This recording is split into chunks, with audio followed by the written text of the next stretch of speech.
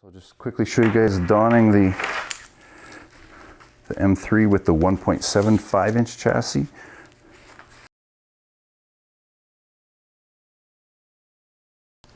Okay, so I've got the 1.75 inch chassis donned, and again, these are going to go, these can go right around just one of the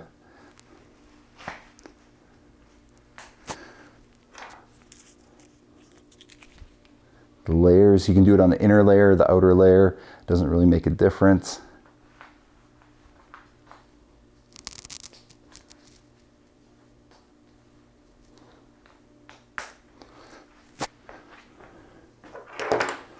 And then the don of this one, again, you want to make sure that those are oriented correctly through the loop, not behind. Carabiner.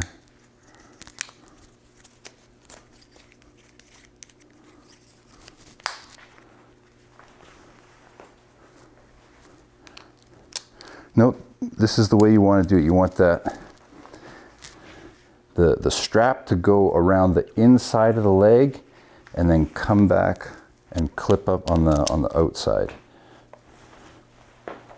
Not the other way around. That way the adjustment to the leg is on the outside, and it makes it a lot easier as opposed to having to adjust it in the center. You can adjust it on the outside, and then don't forget the clips on the back here. Okay. So I just want to talk a little bit about the harness when it's donned itself. And so right now I have the excess here stowed.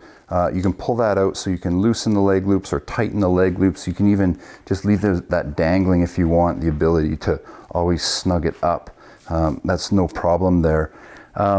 You'll note that the way the system is designed, the patented design of the system, is that if this quick release buckle on your main belt becomes undone, it doesn't affect the integrity because we still have it captured with the M3 leg loop system.